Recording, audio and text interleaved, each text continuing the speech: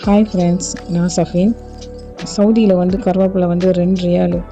வாங்கிட்டு வந்த கருவேப்பிலை வாடி ஒம்பா போயிடும். அதனால் இன்றைக்கி கருவேப்பிலை தொக்கு செஞ்சு வைக்கலாம் அப்படின்னு சொல்லிவிட்டு அதை எடுத்து க்ளீன் பண்ணி கருவேப்பிலை தொக்கு செய்ய ஆரம்பிச்சிட்டேன். இதுக்கு முன்னாடி நான் கருவேப்பிலை தொக்கு செஞ்சதே கிடையாது. ஏன்னா கசக்கும், பிள்ளைங்க சாப்பிட மாட்டாங்க அப்படின்னு சொல்லிட்டு நான் செஞ்சதே கிடையாது. சரி, கருவேப்பிலை வேஸ்ட்டாக போயிடக்கூடாது, இந்த தடவை செஞ்சு பார்ப்போம் நல்லா இருக்கான்ட்டு அப்படின்னு தான் செய்ய ஆரம்பித்தேன். ஒரு சின்ன எலுமிச்சைப்பழம் அளவு புளியை தண்ணி ஊற்றி நல்லா ஊற போட்டுட்டேன். அப்புறம் 1 டேபிள் ஸ்பூன் கடுகு, 1 டேபிள் ஸ்பூன் வெந்தயத்தை நல்லா வறுத்து எடுத்து வச்சுட்டேன். க்ளீன் பண்ண கருவேப்பிலையும் நல்லா வறுத்து வச்சுட்டேன்.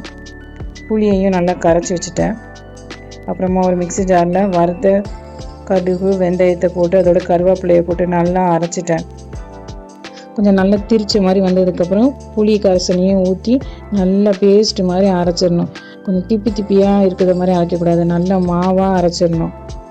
எனக்கு சவுதியில் 2 மாதிரியான நல்லெண்ணெய் தான் எனக்கு இங்கே கிடைக்கிது. அதில் இந்த எண்ணெய் அவ்வளோவா கசப்பு இருக்காது. இதில் சாப்பாடு செஞ்சேன்னா கொஞ்சம் நல்லாயிருக்கும். அதனால் நான் இந்த எண்ணெய் தான் எப்போவுமே வாங்குவேன். இப்போ தாளிக்கிறதுக்காண்டி ஒரு கடாயில் 1.5 டேபிள் ஸ்பூன் நல்லெண்ணெய் ஊற்றிருக்கேன். அதில் ஒரு 5-6 பல் பூண்டு நறுக்கி போட்டிருக்கேன். பூண்டு நல்லா பொரிஞ்சதுக்கப்புறம் நம்ம அரைச்ச கருவேப்பிலை பேஸ்ட்டையும் ஊற்றி நல்லா கிளறிடணும்.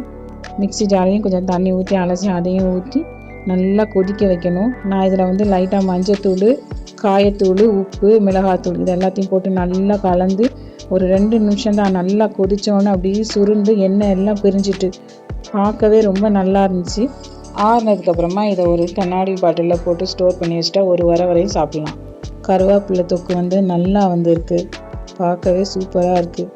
உரப்பு நான் ரொம்ப போடலை, பசங்களுக்கு கொடுக்கணும் அப்படிங்கிறதுக்காண்டி நான் உரப்பு ரொம்ப போடலை. இந்த தொக்கை சூடான சாப்பாட்டில் போட்டு பிசைஞ்சு சாப்பிட்டேன், நல்லா இருந்துச்சு. பசங்களும் சாப்பிட்டாங்க, கசக்கெல்லாம் செய்யலை, டேஸ்ட்டு நல்லா இருந்துச்சு. கருவேப்பிலையே சாப்பிடாதவங்க இந்த மாதிரி செஞ்சு சாப்பிடலாம். உங்களுக்கு பிடிச்சமான ரெசிபீஸை கமெண்ட்டில் சொல்லுங்கள், நான் ட்ரை பண்ணி பார்க்குறேன்.